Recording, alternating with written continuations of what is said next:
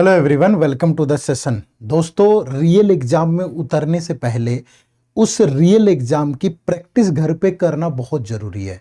क्यों? क्योंकि एक हमारी स्मार्ट प्रिपरेशन का पार्ट है। और ये बात और भी इम्पोर्टेंट हो जाती है जब उस एग्जाम के अंदर अलग अलग सेक्शंस के लिए सेक्शनल टाइमिंग भी हो और सेक्शनल कट ऑफ भी हो। क्योंकि अगर आप वो प्रॉपर स्ट्रेटेजी बना के एग्जाम में नहीं गए तो आप चीज़ों को ढंग से मैनेज नहीं कर पाओगे और आपका एग्जाम अच्छा नहीं होगा। अगर बात करें आरबीआई ग्रेड बी की, फेज 1 एग्जाम 18 अक्टूबर को है और उससे पहले अभी आपने मॉक टेस्ट वगैरह देने शुरू कर दिए होंगे। बट मॉक टेस्ट में समहाउ एक अच्छी स्ट्रेटेजी ना होने के बावजूद आपके जो मार्क्स हैं वो बहुत कम आ रहे होंगे। इस वीडियो में हम डिस्कस करेंगे कि क्वांट और रीजनिंग का सेक्शन आपको कैसे हैंडल करना है। तो वीडियो को एंड तक देखिएगा और यकीनन इस वीडियो के बाद आपके मार्क्स बढ़ने वाले हैं। ऐसा मैं बहुत दावा तो नहीं करता हूं, बट मैं ऐसा इसलिए बोल रहा हूं क्योंकि ऐसी गलतियां बहुत सारे बच्चे कर रहे होते हैं और अगर आप इन गलतियों को अवॉइड कर लेंगे तो आपका स्कोर यकीनन बढ़ेगा। शुरू करते हैं। सबसे पहले मैं आपको बताना चाहूंगा हमारी आरबीआई ग्रेड बी की इस गाइड बुक के बारे में। ये एक ऐसी कॉम्प्रिहेंसिव गाइड बुक है जिसमें आपको इस एग्जाम का pattern, syllabus, strategy, previous year paper सब कुछ मिलते हैं। और अगर आप आने वाले एग्जाम को टारगेट कर रहे हो 2026, 27 जिस भी एग्जाम को, तो एक बार इसको बहुत अच्छे से जरूर पढ़ लीजिएगा क्योंकि ये आपकी प्रिपरेशन जर्नी को बड़ा स्मूथ बनाने का काम करेगी। ठीक है, तो आप इसे एक बार जरूर डाउनलोड करें। इसी वीडियो के डिस्क्रिप्शन में लिंक है, फ्री ऑफ कॉस्ट है, जाके जरूर देख लीजिएगा।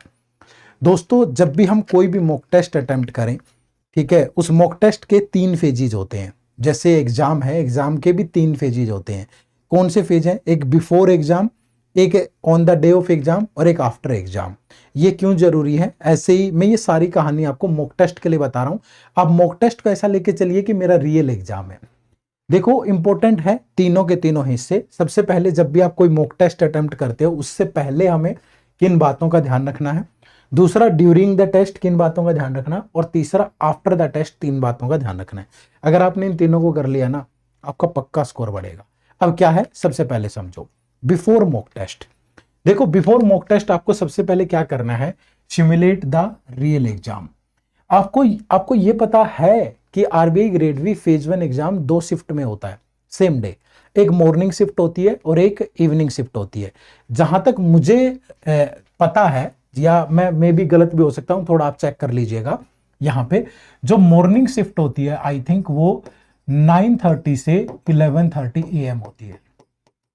9:30 से 11:30 AM। और जो इवनिंग शिफ्ट होती है, आई थिंक वो 2:30 से 4:30 PM होती है। ठीक है, 2 घंटे का आपका एग्जाम है। पहली चीज तो आप जब भी मॉक टेस्ट दें, ठीक है, आप जब भी मॉक टेस्ट दें कोशिश करिए कि आप इन्हीं टाइमिंग पे अपना मॉक टेस्ट दें। इससे क्या होगा, आप अपने कंफर्टेबल जोन में बैठ करके एग्जाम देते हो, किसी भी टाइम देते हो तो, और आपको आदत नहीं है अगर इस टाइम पे करने की, सपोज आपको रात को देर तक जागने की आदत है और सुबह 9:30, 11 बजे तक आप सोते ही हो, तो उसका इंपैक्ट आपको देखने को मिलेगा पेपर में। तो ऐसा मत करिए। आप जब भी मॉक टेस्ट अटेम्प्ट करें तो इन्हीं दोनों टाइमिंग पे अटेम्प्ट करिए, और टाइमिंग अगर गलत हो तो प्लीज रेक्टिफाई कर दीजिएगा। होगा थोड़ा बहुत 10, 15, 20 मिनट, आधा घंटा ऊपर नीचे अगर हुआ तो, अदरवाइज यही टाइमिंग होती है जहां तक मुझे लगता है। ठीक है, दूसरा आपको सीक्वेंस पता होनी चाहिए। ठीक है, जैसे एग्जाम के अंदर फेज 1 में 4 सब्जेक्ट है, तो सबसे पहले जनरल अवेयरनेस वाला सेक्शन खुलता है, फिर आपका रीजनिंग वाला सेक्शन खुलता है, फिर इंग्लिश खुलता है, और सबसे एंड में आपका क्वांट वाला सेक्शन खुलता है। ठीक है, ये आगे पीछे भी हो सकता है, ये वो खुद डिसाइड करता है, ये आईबीपीएस ही डिसाइड करता है कि सबसे पहले कौन से क्वेश्चन आएंगे, फिर कौन से आएंगे, फिर कौन से आएंगे। तो ये आपको पता हो। पहली चीज ये तो ये कि आप रियल एग्जाम के साथ इसको सिमुलेट करें। दूसरा, ये बिफोर मॉक टेस्ट है, ये पहले जानना जरूरी है।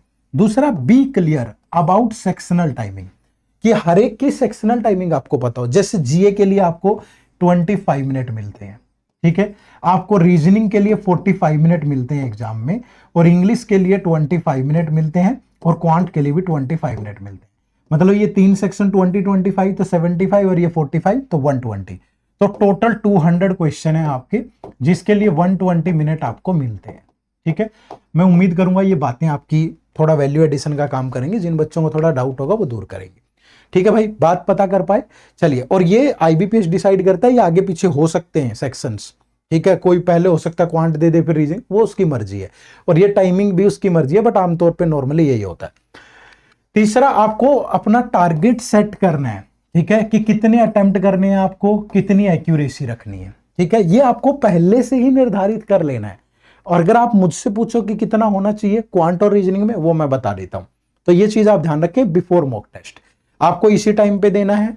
ठीक है, इस पे भी दीजिए, इस पे भी दीजिए, क्योंकि आपका एग्जाम किसी भी टाइम पे हो सकता है। दूसरा प्रॉपर सीक्वेंस, ये वो आपको पता हो कितनी सेक्शनल टाइमिंग होती है। और दूसरा अपना टारगेट अटेम्प्ट और एक्यूरेसी ध्यान रखिएगा। अब आपका टारगेट स्कोर क्या होना चाहिए, देखो ये आपकी कट ऑफ्स हैं पिछले 7-8 ईयर्स की। ठीक है, हमारा फोकस यहाँ है क्वांट और रीजनिंग पे। तो आपकी लास्ट ईयर की पेपर मुश्किल होने के बावजूद 7.5 और 15 कट ऑफ है सेक्शनल।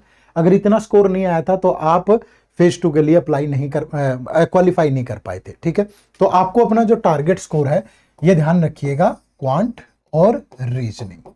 ठीक है, क्वांट और रीजनिंग दोनों की बात हो रही है। अब यहां पे मैं दो तरह के बच्चे होते हैं जिनका अच्छा नहीं है, नॉट गुड इन क्वांट। ठीक है, जो थोड़ा सा गुड है क्वांट में, तो ये मिनिमम मुझे लगता है कि 8 to 12 मार्क्स आपका टारगेट होना ही चाहिए। ठीक है, कि आपको 8 to 12 करना है, जिनका अच्छा नहीं है। ठीक है, और जिनका अच्छा है, गुड है, वो अपना 12 से लेकर के 20 के बीच में टारगेट करें। अब कुछ बच्चे सोच रहे होंगे कि सर मैं 30 आउट ऑफ 30 क्यों नहीं कर सकता, प्रैक्टिकली पॉसिबल नहीं है बच्चे, एग्जाम का लेवल ऐसा है। तो इतना मत सोचो, मैं हवा में बातें नहीं कर रहा हूं, जिम्मेवारी से ये सेशन ले रहा हूं, तो ध्यान रखिएगा। अगर रीजनिंग की भी बात करूं तो दो ही तरह के बच्चे होंगे यहाँ पे, नॉट गुड, ठीक है, और गुड वाले। तो ये बच्चे अपना जो टारगेट है वो 15 से लेकर के 20 के बीच में रखें कि हाँ इतना करना ही करना है मुझे। और जिनका अच्छा है वो 20 से 35, 30, 32 के बीच में अपना टारगेट रख सकते हैं। 35 तक भी हो सकता है ये। ठीक है, इतना हो सकता है, तो मैं वही बता रहा हूं आपको। क्लियर है। दूसरी बात आती है इतना टारगेट रखना एक्यूरेसी की, कि आपकी एक्यूरेसी कितने % होनी चाहिए। ठीक है, यकीन मानो दोस्त, आपकी एक्यूरेसी 100% होनी चाहिए। ठीक है, क्या होनी चाहिए, 100% होनी चाहिए। आपको एक सिंगल भी तुक्का नहीं मारना है। बहुत सारे बच्चे ऐसा सोचते हैं कि सर जब कट ऑफ ही 7.5 है, ठीक है, अब जैसे एक बच्चे से मेरी बात हो रही थी अभी, उसने बोला कि सर मैं जब भी मॉक टेस्ट देता हूं ना, क्वांट में मेरा नेगेटिव स्कोर आता है। नेगेटिव क्यों आता है भाई आपका, नेगेटिव तभी आता होगा ना जब आप अटेम्प्ट करते हो, बिना अटेम्प्ट किए तो 0 आता है। तो नेगेटिव आ रहा है तो मतलब आपने ज्यादा अटेम्प्ट किए, मतलब आपने तुक्के मारे हैं। तो आपको ऐसा नहीं करना है, ये बात ध्यान रखिएगा। आपकी एक्यूरेसी 100% होनी चाहिए। आप 5 क्वेश्चन करें, आप 6 क्वेश्चन करें, आप 10 करें, नॉर्मलाइजेशन में बहुत बार बहुत अच्छा इंपैक्ट देखने को मिलता है।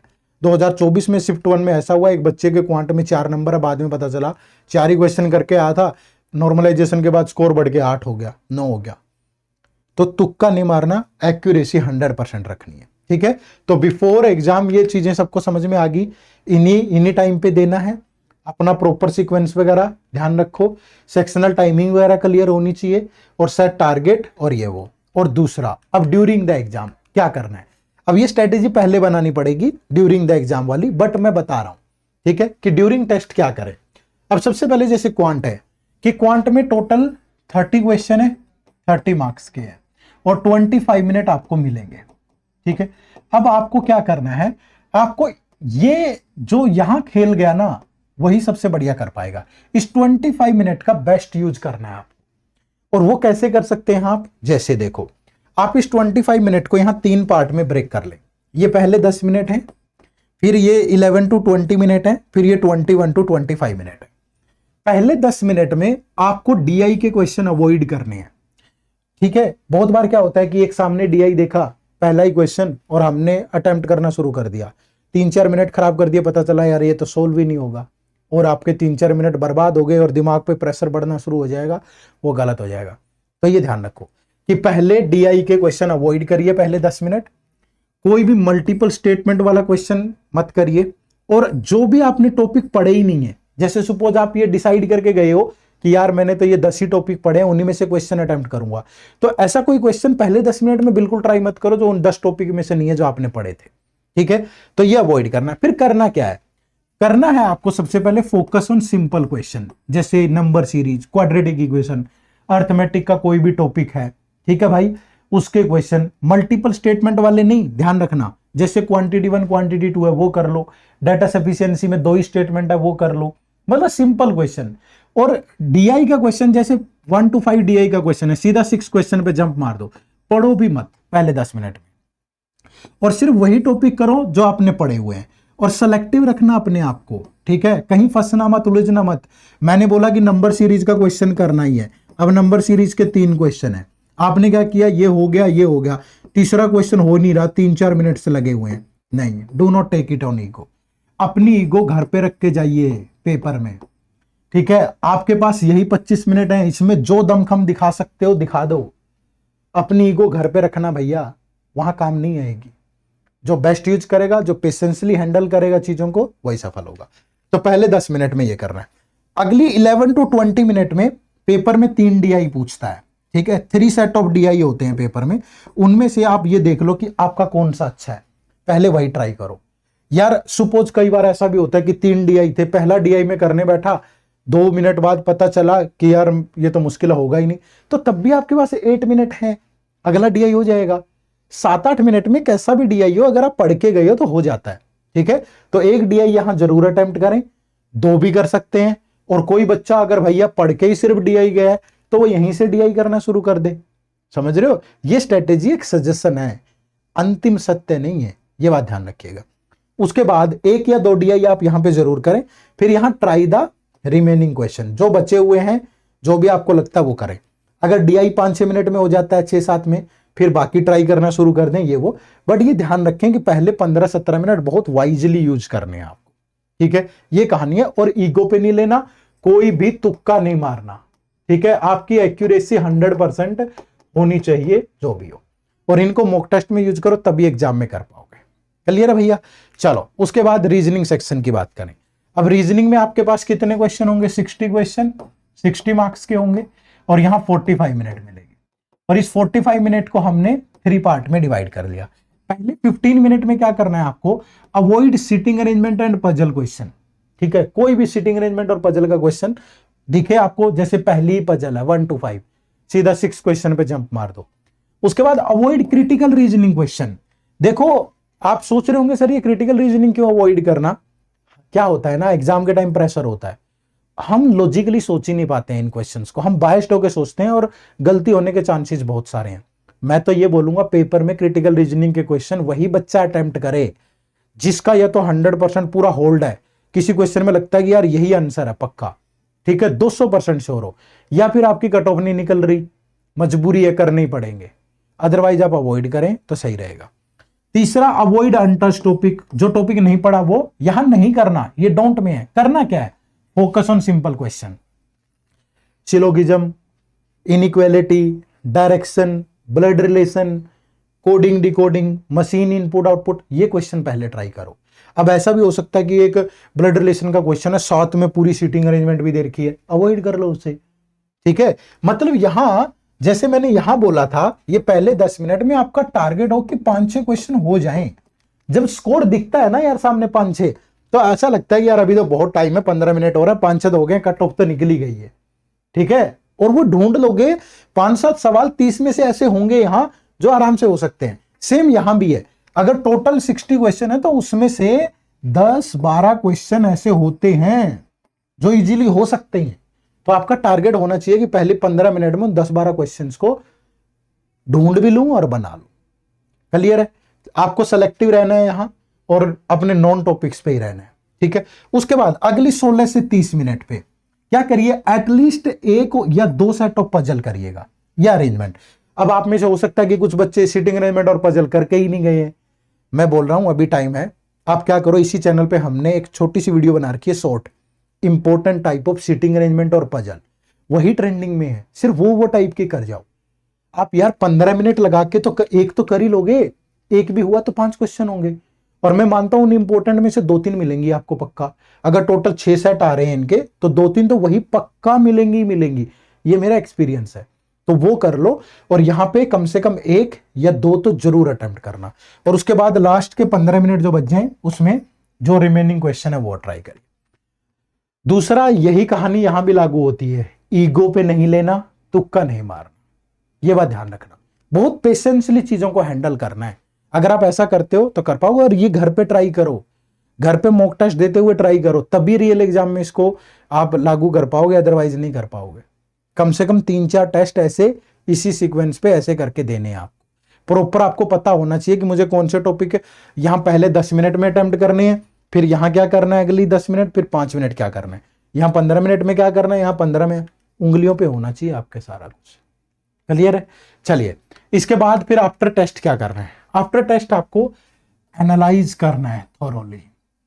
आप मॉक टेस्ट की एक FLT ट्रैकर बना लो पूरा। आपने कॉपी लगा ली, यहां लिखा है FLT1, यहां लिखा है FLT2, FLT जितने भी दे रहे हो आप, सपोज 5-10 जो भी FLT दे रहे हो लिख लो। अब यहाँ FLT1 दिया, FLT1 का एनालिसिस किया आपने प्रॉपर, और उसमें से कोई भी 2 गलतियां 3 गलतियां लिखी, यार मैंने इस टेस्ट में ये 3 गलतियां करी है, और उन 3 गलतियों का फिर यहाँ सॉल्यूशन लिखा।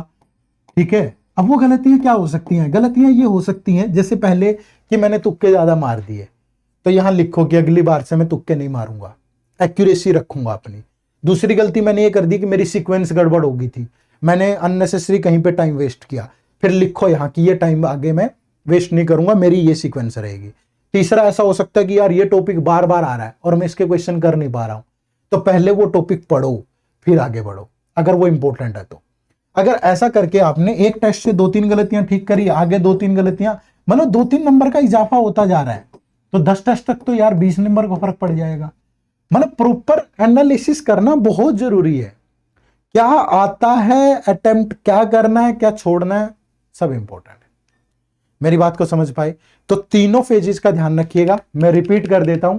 सबसे पहले बिफोर मॉक टेस्ट आपको एनी टाइम पे एग्जाम देना है, प्रॉपर आपको पता हो, आपको यह पता हो कि क्या सेक्शनल टाइमिंग है, कितना टारगेट स्कोर रखना है, कितनी एक्यूरेसी रखनी है। ठीक है, ये आपकी वो है।